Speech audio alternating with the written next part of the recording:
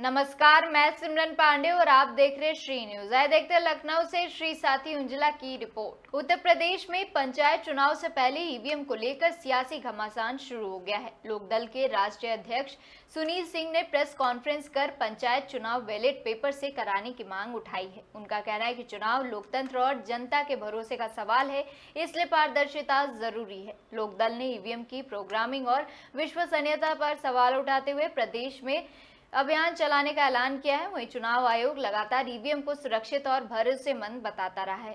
पंचायत चुनाव से पहले ये मुद्दा अब राजनीतिक बहस का बड़ा विषय बन गया है।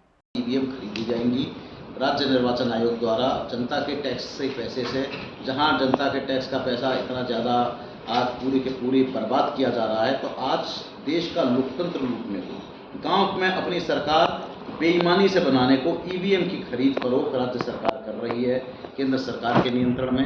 क्योंकि पूरे के पूरी भारतीय जनता पार्टी जब से आई है तब से ईवीएम पे तमाम तरह के सवाल उठते हैं और ईवीएम पे जनता का विश्वास भी नहीं है। तरह तरह का विपक्ष भले ही एक राज्य में जिता दिया जाता है चुनाव में, क्योंकि कहीं ना कहीं एक राज्य छोड़ दिया जाता है विपक्ष को, एक दो राज्य, लेकिन अधिकांश राज्यों में आप रिजल्ट देखेंगे तो अप्रत्याशित दिखाई देंगे, जहां कहीं ना कहीं चाहे बिहार हो चाहे बंगाल हो अप्रत्याशित रिजल्ट मिलते हैं, जिसका बहुत बड़ा कारण ईवीएम है।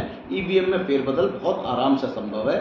वोट आपको कुछ दिखाई देगा, पड़ेगा कुछ, थोड़ी देर बाद ट्रांसफर हो जाता है। और कभी वीवीपैट की सारी पर्चियां गिनने की जो मांग है हमारे देश के सुप्रीम कोर्ट ने मंजूर नहीं करी। 5 वीवीपैट की पर्चियां एक विधानसभा में 5 जगह की गिनी जा सकती हैं, वो भी सुप्रीम कोर्ट ने नहीं कहा कि पहले गिनी जाएंगी कि बाद में गिनी जाएंगी। चुनाव के बाद में पूरी काउंटिंग के बाद गिनी जाती हैं और अगर उन 5 की 5 में भी गड़बड़ पाई जाए तो भी चुनाव पर कोई नतीजा नहीं पड़ेगा। आप 5 सीटों को वोट उनको माने जाएंगे लेकिन बाकी को नहीं माने जाएंगे। तो ईवीएम पूरी तरह से एक पूरा षड्यंत्र है और आज प्रदेश पे की गांव पंचायत पर कब्जा करने को हमारे राज्य निर्वाचन आयोग के माध्यम से हमारी प्रदेश सरकार 1,40,000 ईवीएम खरीद रही है, ताकि प्रदेश की ग्राम पंचायतों में इसको लगाया जा सके और इनके माध्यम से गांव लोकतंत्र की सबसे छोटी इकाई पर कब्जा करा जा सके। क्योंकि भारतीय जनता पार्टी की सरकार डरी हुई है, चुनाव को 26 मई से पहले कराना नहीं चाहती और अब ईवीएम लगाकर उन पर कब्जा करने की कोशिश कर रही है। तो ये लोकतंत्र के खिलाफ है और पूरी के पूरी तरह जहाँ गांव के लोग इसके खिलाफ है, जनता इसके खिलाफ है। आज छोटी इकाई पे ले जा रही है, जिसका परिणाम आने वाले समय में जनता देगी। जनता सड़कों पे उतरेगी। इन ईवीएम का विरोध पूरे प्रदेश में होगा।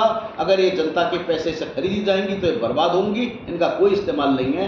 इसलिए लोकतंत्र और लोकदल मांग करता है कि भाई बैलेट पेपर से चुनाव कराइए। पहले ही आपके विधानसभा और संसद की आवाज़ उठती है बैलेट पेपर से, अब आप ईवीएम का इस्तेमाल ज्ञानेश कुमार जैसे लोग वहाँ लूट रहे हैं लोकतंत्र को, यहाँ राज्य निर्वाचन आयोग लूटेगा और इसके पूरे का पूरा लोकतंत्र खतरे में है। इसलिए ईवीएम का ये जो हो रहा है ये बहुत वो है और उसकी विरोध हम लोग करते हैं। सर, डीजल पेट्रोल को लेके कहा गया है कि इसको और कम किया जाए, क्या कहना चाहेंगे? क्योंकि 12 साल की विफलता है हमारे भारतीय जनता पार्टी की सरकार की।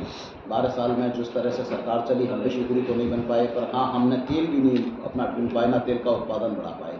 तमाम तरह के ना हम दुनिया के कहीं स्टैंडर्ड पर खड़े हो रहे हैं। और शर्म की बात यह है कि हमारे आज पड़ोसी जितने भी, चाहे बांग्लादेश ले लें, चाहे श्रीलंका ले लें, चाहे पाकिस्तान ले तो नहीं होगा, पर बाकी करेंसियों से आज हमारी करेंसी बहुत नीचे उठ गिर गई है।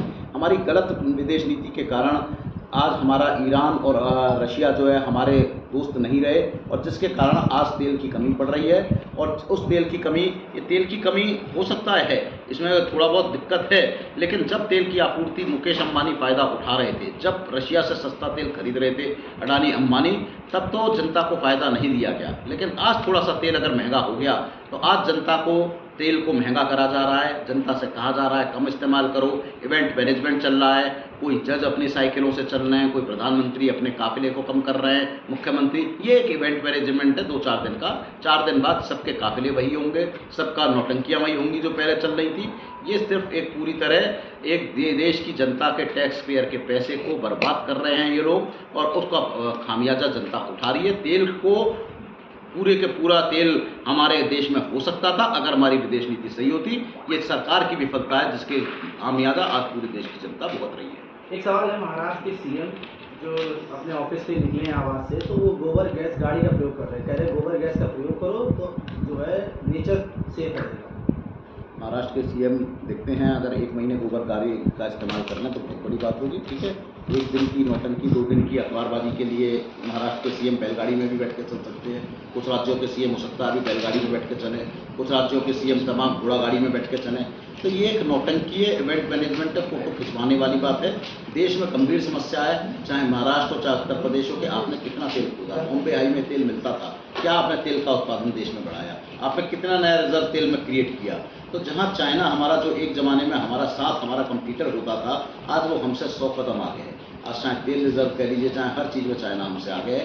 और हम सिर्फ हमारे देश में हिंदू मुसलमान, भारत पाकिस्तान और इन झगड़ों में हमारे नौजवानों को हिलगाकर आज ना हमने बेसिक मुद्दे किए, ना तेल की खपत पे ध्यान दिया, ना आज हमने तेल के नए स्रोत ढूंढे, ना हमने अपने नेचुरल एलाइज से दोस्ती बना के रखी, जिसका खामियाजा आज पूरी की पूरी देश की जनता भुगत रही है।